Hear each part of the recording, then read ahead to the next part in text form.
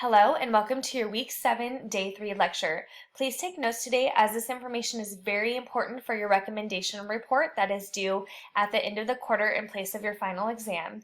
And also you will be quizzed on this information at the end of this class. Your recommendation report is going to be composed of three main sections: your front matter, your body copy, and your back matter.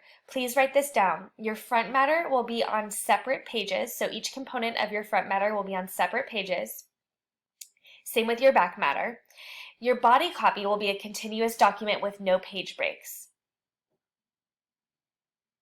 Your front matter is composed of your memo of transmittal, a title page, a table of contents, and a list of tables and figures.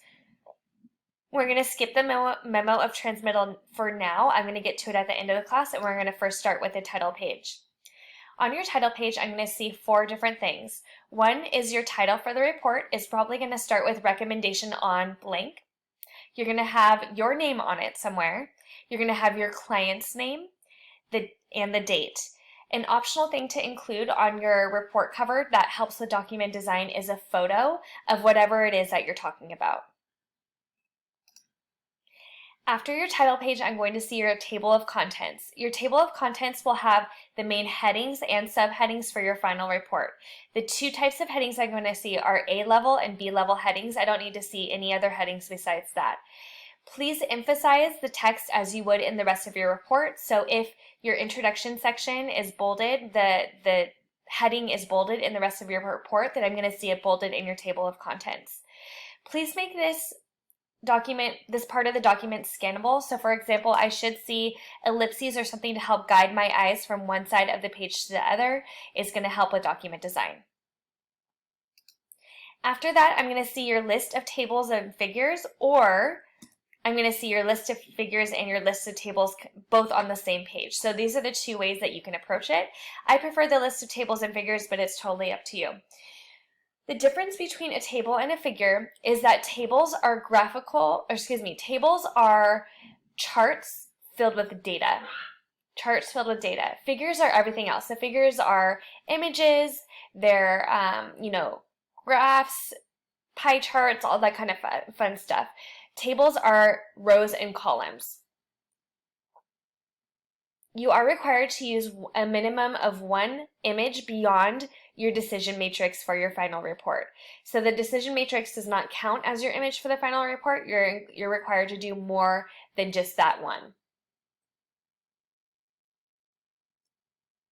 Moving on to the body copy. So as I mentioned, when we get to the body copy, your document is going to turn into a continuous document with no page breaks.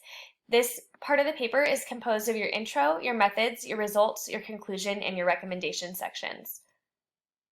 Starting with the body.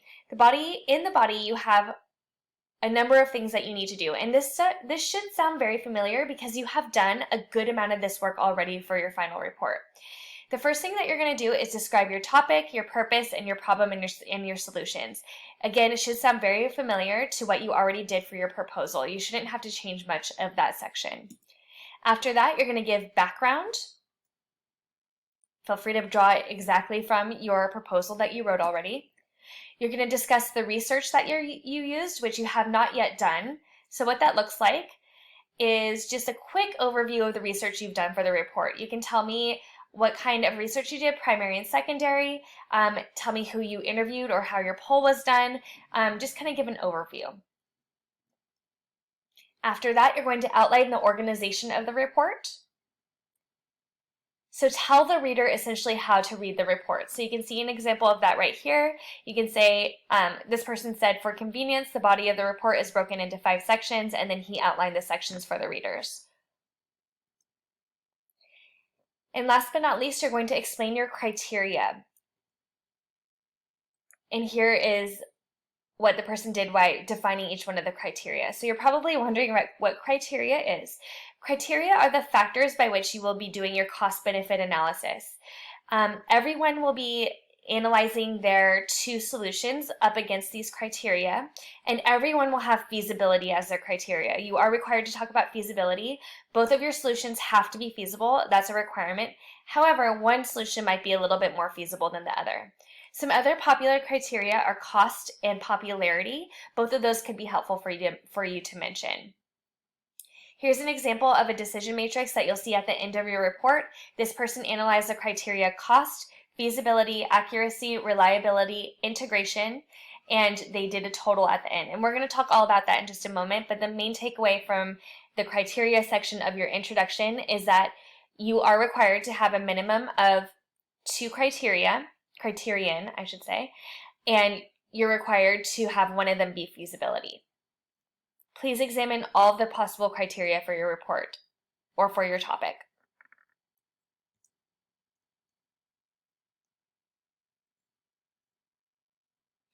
And overall, in your introduction, this is where you establish that the problem exists and you use hard evidence and logos to prove that it's a problem. I gave everyone a ton of feedback on their proposals. Please look at my feedback. If I said that I'm still not convinced that your problem is a problem, I need more data from you. So you might need to conduct a follow-up interview, change your poll a little bit, something along those lines. Moving on to the methods section. The methods section of your report answers the question, what did you do? In this section is essentially going to be a list of your sources. You need a minimum of 5 sources, and please don't feel like you need to include every single source that you're using in your final report. You should only be including the top 5 main sources. One of them needs to be your primary source. In this section, you're going to include 3 things for each one of your sources. 1 is the name and the author of the source. 2 is the year of the source, and 3 is the credibility of the source. Again, you've already done all this for your annotated bibliography, so this is not going to be any extra work for you.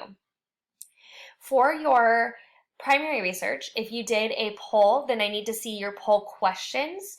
If you did an interview, I need to see your interview questions and the credibility of the person that you interviewed. You use a small introduction to this section at the top. Just quickly tell the readers how to read it. This is my moment to remind you that in tech writing, no one is going to sit down and read a report from start to finish. That rarely happens. Instead, one person might be reading your introduction, another person might be reading your recommendation section. They're going to be reading them kind of in bits and pieces. That means every subsection of your paper needs to be able to be read independently. So therefore, that's why it's important for at the top of your method section to include an introduction to quickly tell the readers how to read that section. In this section, please do not explain what you found, so don't start summarizing the sources. That's going to be in your next section. Here is an example of your method section. So again, quick introduction of what it is. And this person chose to break theirs down into primary methods and secondary. You can do that if you want. It's not a requirement. They told the reader what date that they conducted the interview with the person's credibility, and then they listed the questions out that they asked him. Moving on to your results section. In this section, you answer the question, what did you learn? So this is a moment for you to summarize your sources. It should be the same exact order and organization as your method section, but now you're going to be adding in the summary. For your primary research, I need to see a summary of your poll, if you did a poll. Just quickly tell me the most important information that you learned from your poll. And then you're going to give me a summary of your interview. At the end of both of your summary of your poll and or your interview, please say see Appendix A for more information. In your Appendix A, you're going to include a full transcript of your interview or all of your poll results. This section is not yet persuasive, so please do not start getting into your argument or your justification or your cost-benefit analysis. You're just reporting what you found in your research. Same thing, use a small introduction to the section at the top. So here's an example of a flawed results section. So this is from one of my 2017 courses where a lot of my requirements have changed. So if you look at this section, this person included the questions and the answers that they asked. Please don't do that. That should be in your appendix. In addition, there's not enough white space in between each one of their questions and answers. So in your appendix section, please do include a lot of white space for scannability purposes. This is also not in MLA 8th edition, you'll notice. Here's a good example of the results section. So again, the summary of what to expect in the results at the top, and then in the interview, the person just summarizes what they learned. At the end, it says see Appendix A. In your results section, you need a minimum of 5 sentences of analysis per source, so make sure to get up to that 5 sentences minimum, and that will force you to be a little bit more in depth with your responses. The conclusion section. So this is the most important section of your final report. If you're going to focus on anything today, please focus on the conclusion section. In this section, you answer the question, what does this all mean? You're going to include a matrix in this section, and I already showed you what that looks like at the beginning of this presentation. Here's this person's matrix. I really love the color that they did to kind of analyze the differences between their two solutions. And then they have a total category. So what I'm going to see again are your solution A, your solution B, and then you're going to weigh, using numbers, you're going to weigh them against each one of your criteria with a total category at the end. Please do use numbers to do your analysis. I find that that's a lot easier than doing pluses and minuses or anything else like that. But do define your numbers. And so I do recommend using a 0 to 2 range, where the 0 is an undesirable solution, an average solution is a 1, and an ideal solution is a 2. That is what I recommend doing, but if you choose to go higher than 2, you need to define each number. So say you do a 1 to 10 scale, you'll need to define the difference between, say, a 6 or a 7, which is a little bit more difficult.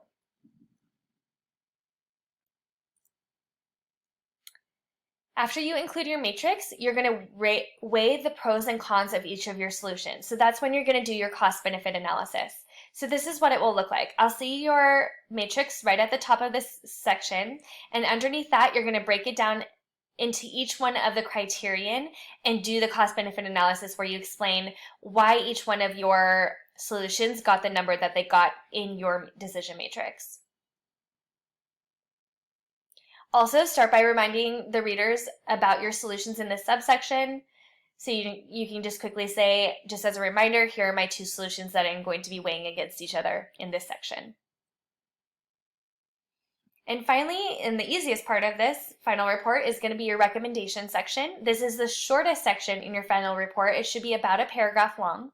In this section, you're going to drop the persuasive language. There should be no more argument or justification. I shouldn't see any kind of justification. That's all for your conclusion section.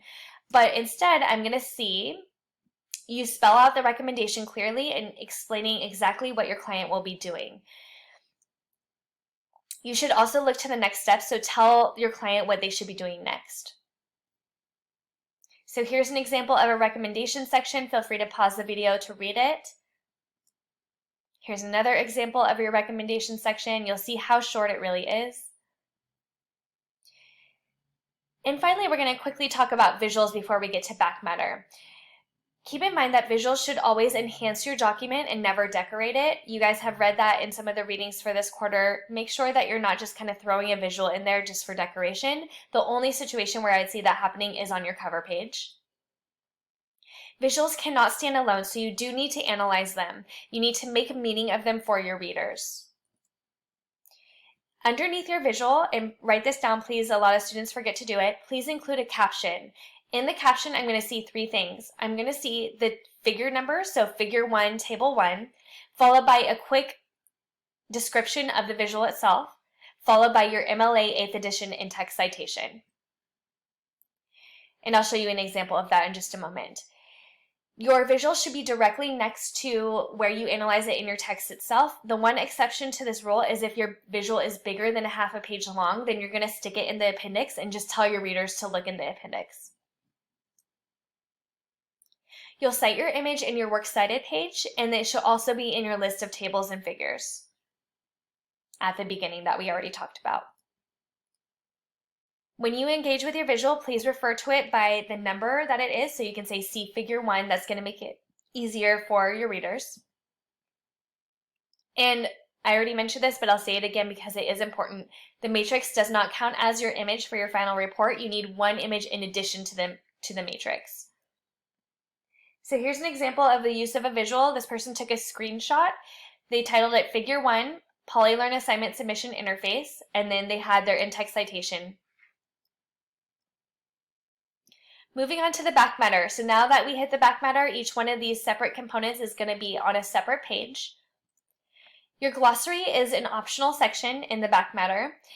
If you have a highly technical report, I do recommend doing a glossary. In this section, you'll define any terms that you have, and in your actual paper, the first time that you use these terms, please bold them so readers know, okay, I'm going to go to the glossary, find alphabetical order, and go from there. You are required to do an appendix. Just as a reminder, your appendix will have 1 to 2 things.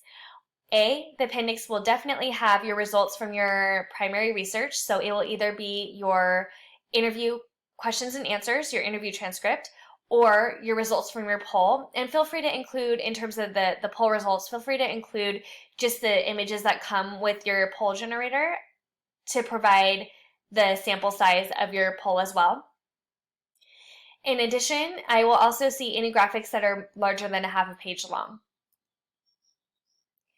And last but not least, I will see your works cited page on a separate page. This will be an MLA 8th edition format. Again, it can be single spaced, I don't care. It can also be a sans serif font, but the content needs to be MLA format.